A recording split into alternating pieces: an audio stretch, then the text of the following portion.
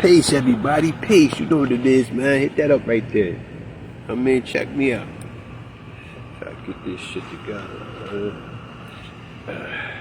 Fucking.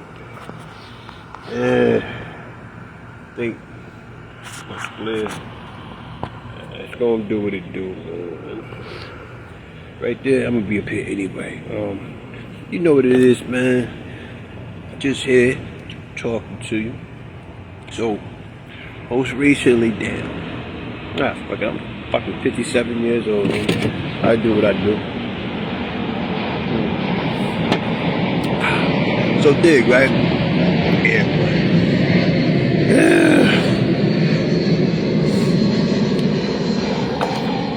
Yeah, it's that Philadelphia airport. I think it's the Philadelphia airport or the Delaware airport.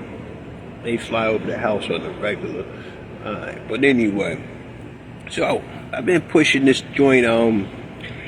Spike Lee got out on Netflix called Katrina, right? So if you old enough, you remember Katrina, Hurricane Katrina went through New Orleans and all that. But there's footage, you know what I mean, responses to all that we never heard. You know what I mean? It was a lot going on down there. I mean, that's why I had to make that post. Like, are you prepared in case we have some crazy happenings happen and you got to get up and go ASAP or be trapped? You know what I mean? Like them folks was, man. But yeah, man, it's really touching. A lot of lives was lost, man. I didn't know so many lives was lost, and the conditions that they faced. You know, like we heard that they all went to the Superdome. They was moving people to the Superdome, but this here gives you an inside look at what was happening at the Superdome. What was happening at the convention center, how the narratives was displayed to us up north outside of that location. It's crazy, right? When black people are in a critical situation and you're hungry, you know, and you bust a window open to go get you some bread out the store, you know what I mean? They call that looting. But when it's a Caucasoid, you know, they bust a window to get some bread because they hungry in a critical situation. They, you know, changed the narrative. They were struggling to survive, you know, the situation. It was like, I'm looking at this thing on Katrina, right? And it's like, they started talking about the black folks who were out of doors, stranded, was busting shots at the rescuers, you know what I mean? The helicopters and whatnot.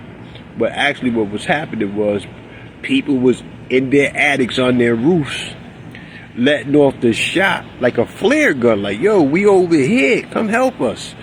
They're not trying to shoot down the plane, but you know, media displayed it like they were trying to shoot down the plane. So there you had, you know, National Guard or whoever them people was that moved in, you know what I mean? They came in, guns are blazing, you know what I mean? And then you had your radical racists that was just out there, yo, let's just, you know, pick a nigga, you know what I mean? And shooting them like that, bro. And what we never knew about that Superdome thing, yeah, that was supposed to be the safe haven till the roof started peeling off. But for the most part, they kept the people in. The people, after hurricane was over, you know, streets was flooded in the 9th Ward, they didn't let these people out. It was basically like they was held captive. And you figure, black people, it was like over 25,000, I think that they hold, or better. But it was still, and you got this many black people in there for a week. No food. What limited supplies that they did have on hand, that shit was a wrap in about a week. Everybody stink. Understand me? And they won't let these people out. Make it make sense, right? I'm like, damn, they never said nothing like that on the news.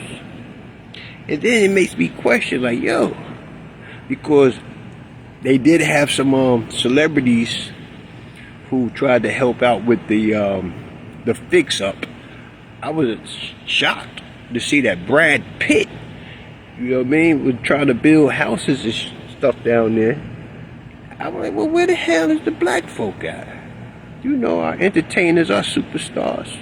You know what I mean? Why Brad Pitt is building houses down there for the people. But, nah, there was no Jay-Z, it wasn't, none of these billionaire, millionaire jokers, Dr. Dre and them. They wasn't building no houses for their own people. That's terrible. But moving back to the point, so there was a scene where the lady gave a depiction of her family was stranded on the roof, and her next door neighbor was also stranded on the roof. And when the helicopter came, they waved them down. Helicopter went past them, scooped up the Caucasoid family. Did they later come back for the black family? I don't know, but she said, like, damn, I flagged them down. We was on the roof. When the Caucasoids saw the helicopter coming over them, they came outside and immediately got rescued. I mean, that's what a country thinks of us, bro. And not for nothing, Hurricane Katrina had came through and passed. Then the levees broke. When the levees broke, that's when the whole joy got flooded out, you know what I mean? Was it broke on purpose?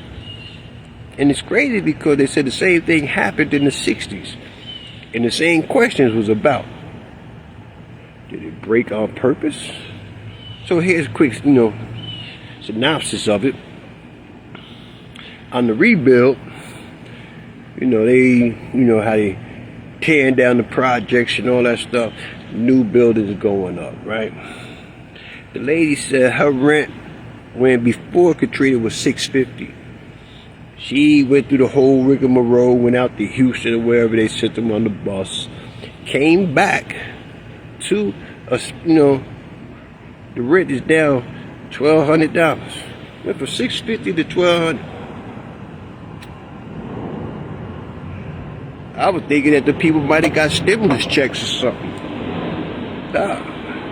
So I'm like, wow, that's what the country thinks of us. Was it a planned hit? Because, that's a tourist attraction. And basically,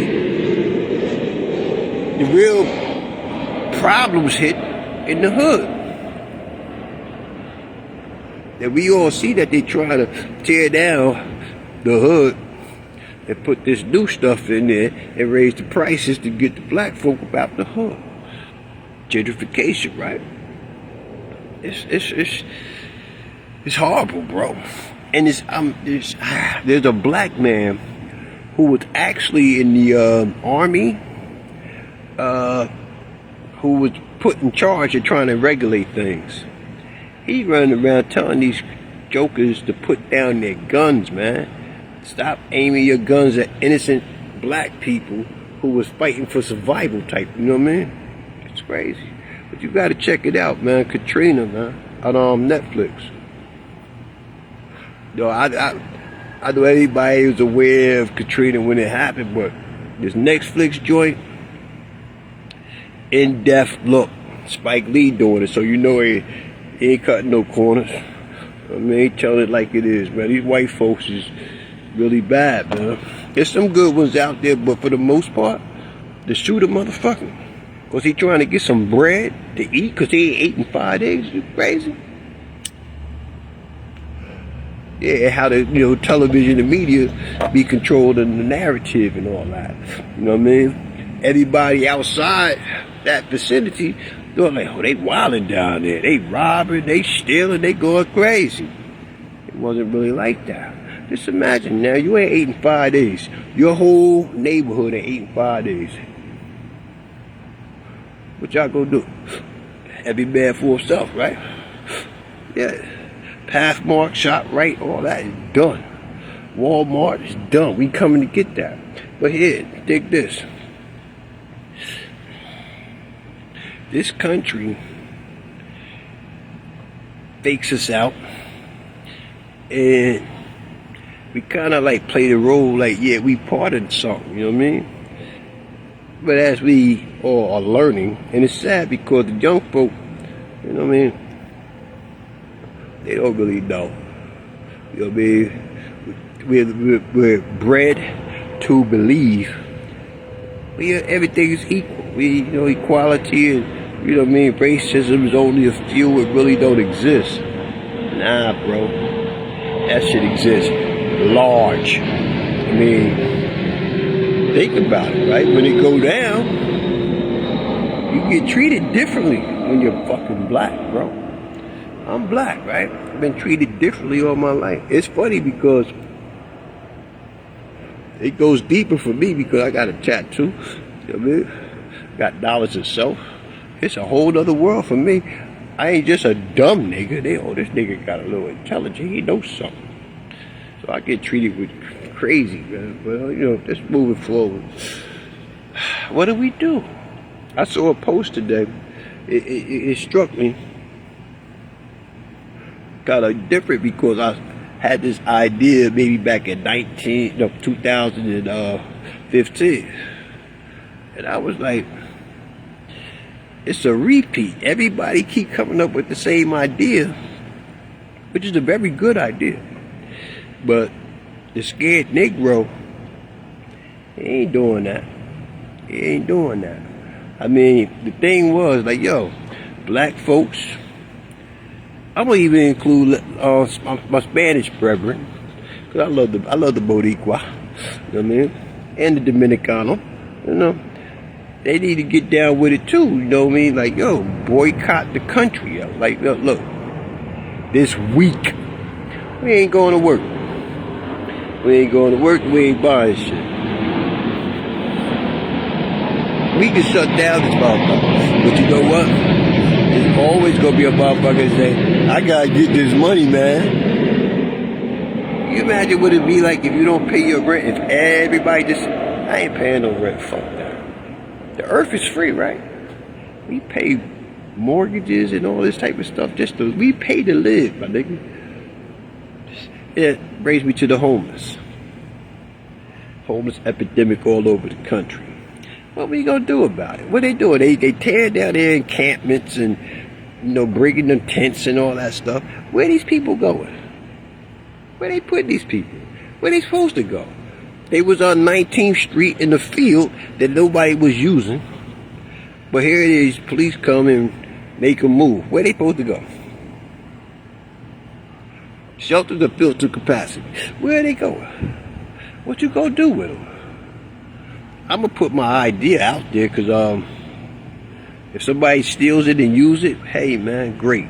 I mean, just just buy me a car. I don't want much, but I'm gonna give you my idea, right?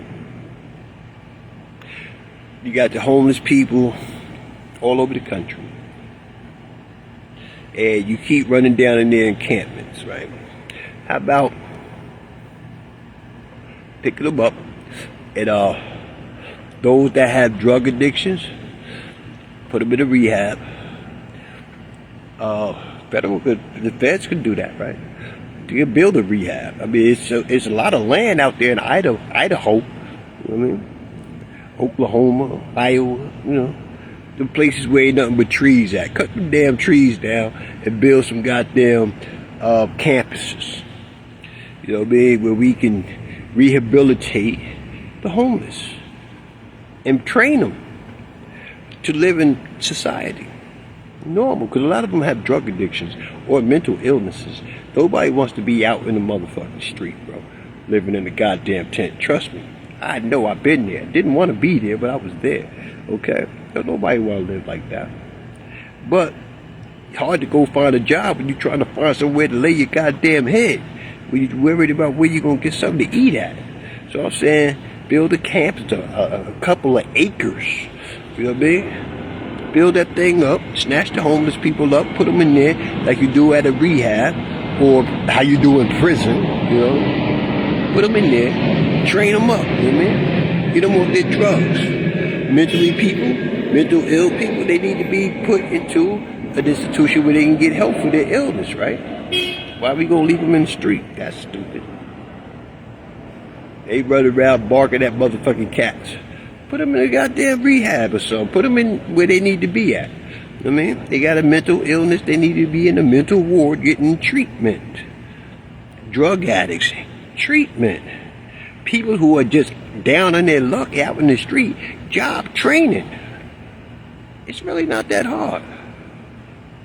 I mean, all the money you spending for war, all the money you sending to Israel, we got problems right here need to fix. Boy, don't let me get into talking about being the president or none of that stuff. The president's advisor.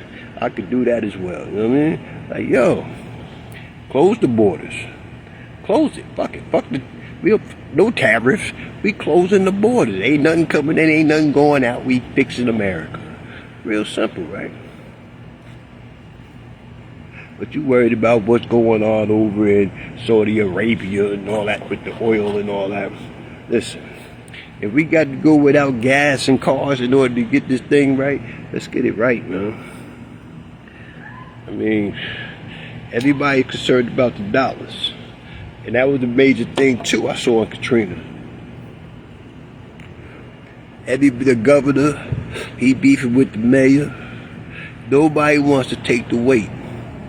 But what's going on? Nobody wants to be responsible. That's the way of the world right now, right? Everybody ducking their responsibilities. Kids are the way they are because parents, elders in the hood. Nobody wants to be responsible. I'm gonna say this, right? I'm not being racist, but if them jokers in the hood that's getting the hood money, whether it be chicken wings and french fries, if they getting money in the hood and ain't giving back to the hood, stop fucking with them. That was it. Fuck the Korean, the Indian, whoever it may be, man. They get that hood money and they building up their shit. That don't work. That don't make sense, right? That's who need to be boycotted immediately. Y'all got to get back to the hood, man. Y'all don't even give back to school book bags or nothing. Y'all just take our money for chicken and french fries and shit. It is what it is, right? Pardon me, but yeah, I do that too. Anywho, moving forward. Where are our celebrities? You know, rich moguls. Where they at in all this? They ducking the Diddy thing, right? They staying low key.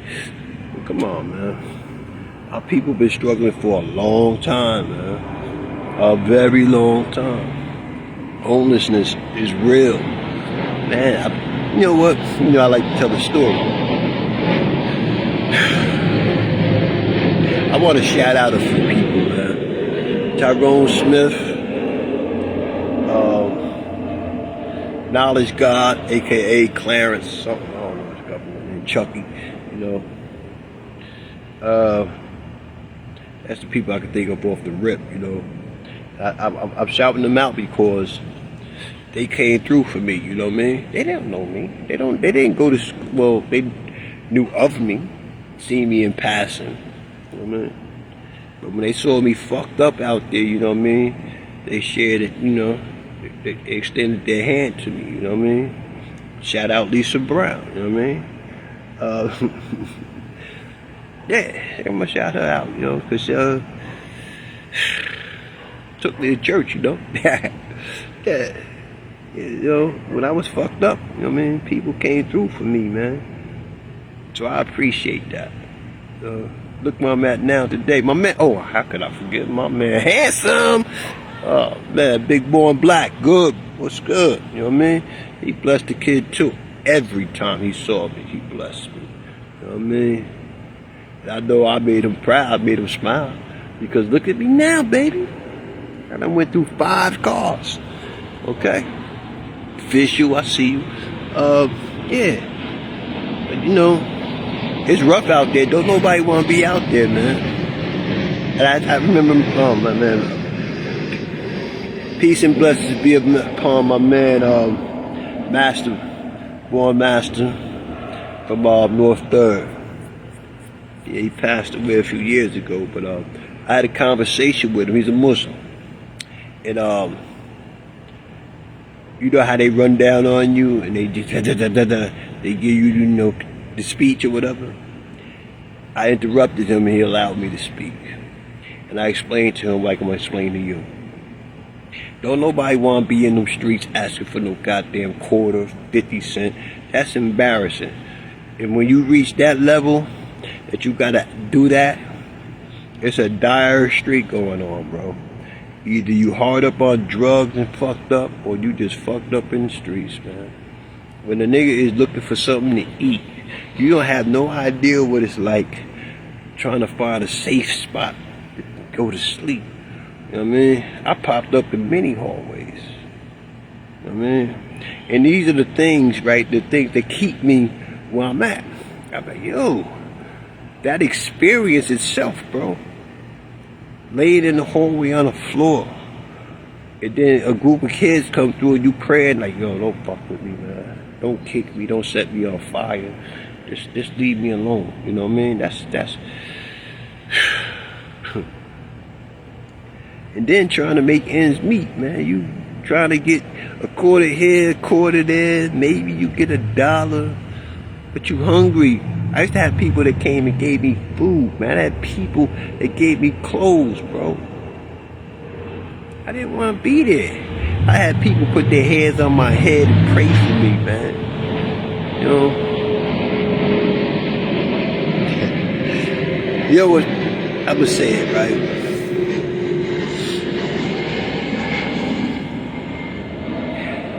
I got more love. I got more love from Spanish people and Caucasians than I did from my own brothers. Brothers, get away from my car. Get out of here. You know what I mean? Puerto Rican people, they want to pray for me. You know?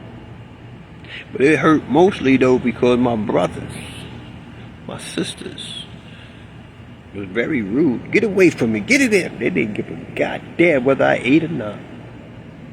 I had some sisters. I don't know if she on or see this Tracy Moody. Couple, you know, not all black people was fucked up. Now some didn't want to give me money because they knew my situation with the drugs, so they offered to buy me food. Appreciate that. Appreciate it. A hamburger, a donut, whatever, a cup of coffee was cool. I mean, appreciate that. Yeah, man. But I didn't want to be there. You know the shame I brought upon my mother? Yes, because some of my mother friends, people who knew me when I was yay high, saw me out there. What I'm gonna do? Running high? I'm hungry, nigga. If I can get $1, $2, I got a drug addiction. I ain't knocking nobody mama in the head, snatching a pocketbook, dragging her down the street. But I'm trying to feed this, you know, feed all these different things, man. I even had people take me to motherfucking rehab. Shout out Sharif, man. Sharif Parks, you know what I'm saying? I gotta salute you, King. You know what he did for me, bro? Sharif, I hate to put your business out there in the street, right? But the boy gave me drugs and told me, I'm gonna give this to you, you do this, and take your ass into rehab. Ain't that some shit? I had a motherfucker give me drugs and tell me, go into rehab. That's the deal we made. Yeah, you can get these two. Go into rehab when you finish. I'll drop you off. Which he did. Word up, man. There's a lot of love out here, boy. You just don't understand it, man. But yeah,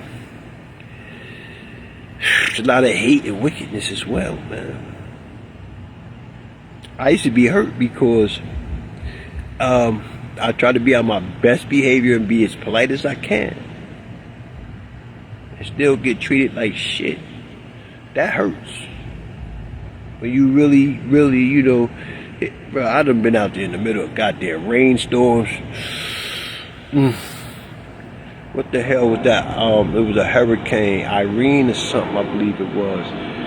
2014, 2015, October.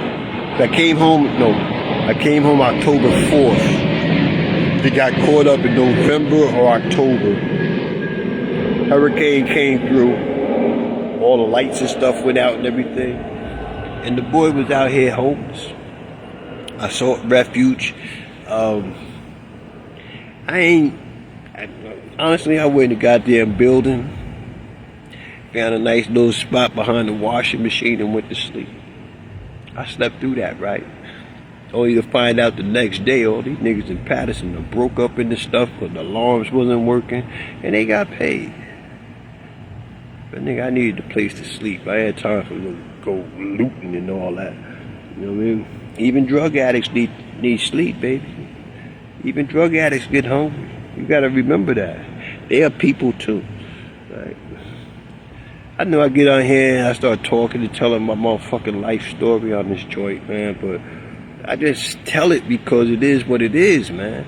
A lot of you don't understand what it's like to be out there, bro. Hell, I just say throwing rocks at the jailhouse. Yeah, you never know. I'm gonna keep it a buck, right? I'm glad I never. When I got to this level of desperation, I usually would get locked up immediately before I did that dumb thing that I was thinking about. There's a bank. Fuck, you know what I mean? 10th Ave Circle, right? That's me. I started that shit right there. You see all them panhandlers out there? That was me. I started. Nothing to be proud of, but yeah. Dunkin' Donuts, Burger King, that little strip mall, the little liquor warehouse down there, that was all me over there. That was my area. I ran niggas out the area. I was the only one that could get money down there. Ain't that some bullshit? But anyway. So many times I sat over at Dunkin' Donuts, whether it be on a milk crate or whatever, and I would look at that bank across the street next to School 26. And I would be out there. I would see the people come open the bank. And I was like, yo, I know a car. I do is snatch them up and take them inside and get the money.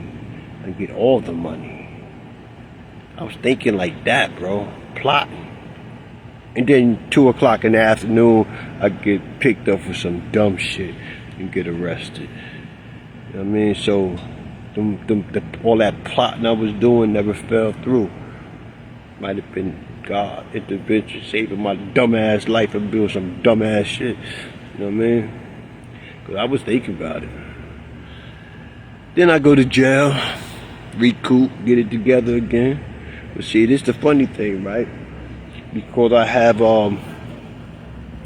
violent crimes on my jacket from 1987, 86, 88. I could never get a rehab. What they call them shit? Halfway house. I could never get one of those. So when they put me out to jail, they put me out to jail, literally. Now, pride. No, fuck that. Keep it 100. Burnt bridges kept me from returning home, right? God did so much shit. You think I fucked you over? I did. My family fell into that trap too, bro. And they was like, man, we ain't fucking with you. We don't care if you just did 3 years. We ain't fucking with you. They ain't got over the VCRs and stuff that I took out the house. So yeah, I came home plenty of times with nowhere to go. What do? I got state clothes on, state boots on, state bobos or whatever. And then I got to hustle. I'm not even sure where I'm going to sleep at. I had a couple friends that allowed me to lay my head, you know what I mean, a couple of days or whatever. But I had to get on the hustle again. What was the hustle for an ex-con coming home? Can't go looking for a job with your state suit on. Yeah, so I went back to the streets, man. Drug dealers gave me their clothes, you know what I mean? Gave me some work to work off, you know, I could put a couple of dollars in my pocket. Eventually I ended up getting high again, you know, so repeat. I did that for many years, man. I just got tired, like, yo, no, I'm keeping it 100. Well, you know what it was? After the hurricane, I got caught up in that hurricane, sleeping in that hallway behind the washing machine.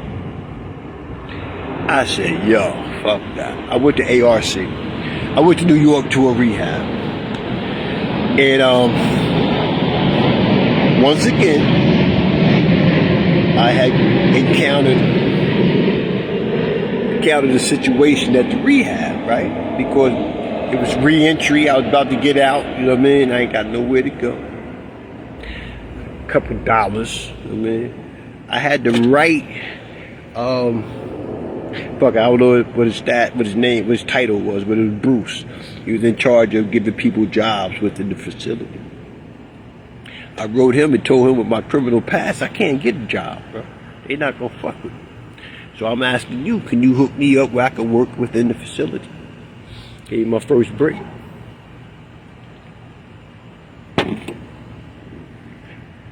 Put me down as a security guard.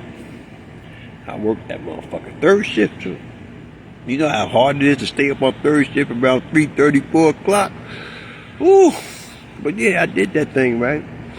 And that little bit of experience opened up doors for other places. I mean, yeah, I got the job. It was working. You know what I mean? Hey, baby girl came back in my life. Things started happening for me again. You know what I mean? Yeah. That just shows you, man. There's a will, there's a way, man. Funny thing was that, I'm gonna say this.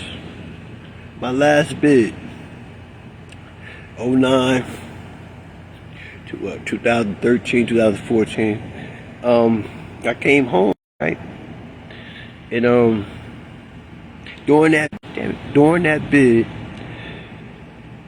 I said, let me try what my grandma and my great aunt used to always tell me. They used to tell me, Marty, pray. You gotta pray, find God. And I, you know, talking about, hey, I'm true and living God. I'm true and living God. Well, seek out a higher power. So I tried their way. That last bid, I did that. So many things happened for me in my favor. So many things. I mean, I got caught up in situations in jail. I was scared to death, but I didn't move. I just gave it to the Lord, right? And it worked itself out.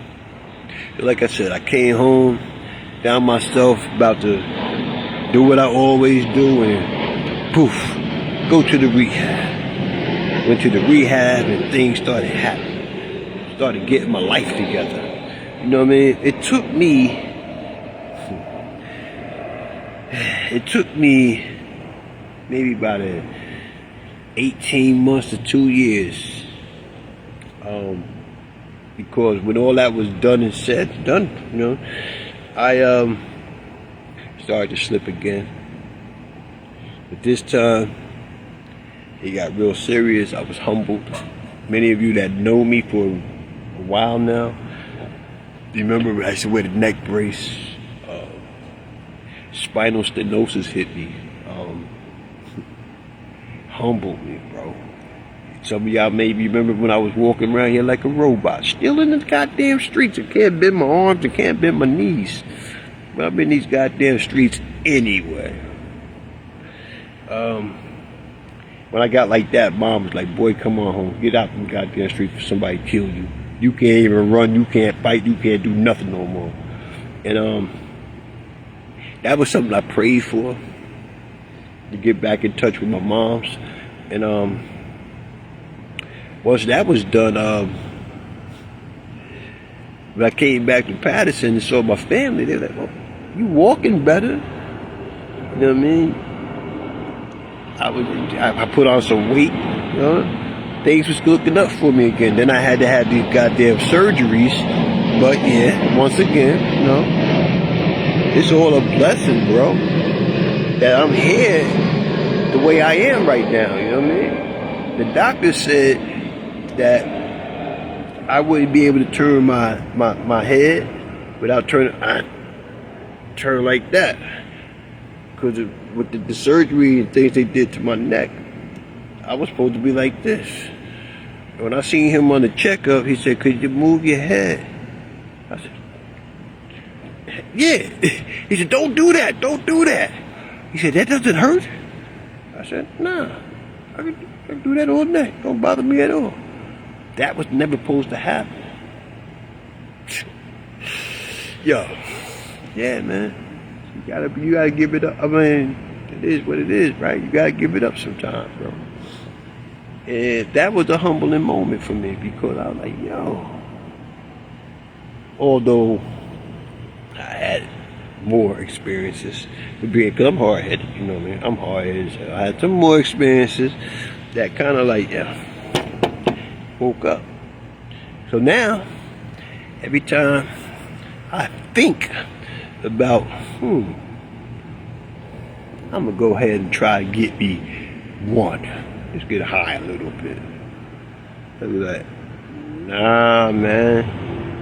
That shit might be the last one. You know what I mean? That might be the one that do me in for good. Nah, I can't walk that walk no more, man. Like I said, I can't jump fences no more. And when you're doing that type of shit in those streets, you gotta get low when you're trying to get low. And listen, I ain't running from the police. I ain't running from no niggas. Nah, man. I'm retired, yo. I ain't going back to jail. That's out of the question. That shit, you can't smoke in jail. I smoke like a goddamn chimney. And you can't smoke in jail. Nah, guess what? There's girls out here. I like that shit too. You know what I mean? But yeah, for the most part, man, I retired, man. This is it ain't the greatest. I ain't always happy. But ain't nobody call a fucking roll call either. Count up, all areas. Yeah, man, so I'm grateful. I just want the babies out here, man, to realize what I didn't realize, bro. If I would have known what I knew now when I was freaking 15 years old, how my life might have turned out, man. I just knew I was going to get it right one day. I'll get it right one day. It took me 30 freaking years to figure out that one day depended on me actually getting right. You know, I just thought getting right was just going to happen one day. I was going to wake up and everything going to be all right. Nah, man. You got to get right. That means, you know, administer some behaviors, man. You got to check yourself, bro. So on that note, man, I'm happy that you watched this to this extent. I know this is kind of long. Like I said, I've been drinking a little bit, but the honey is the honey, man. My shit ain't counterfeit, bro. Those that know me know that motherfucker was still a face off a quarter. I'm out of here, man. Y'all enjoy yourself. Love is love, man. Peace.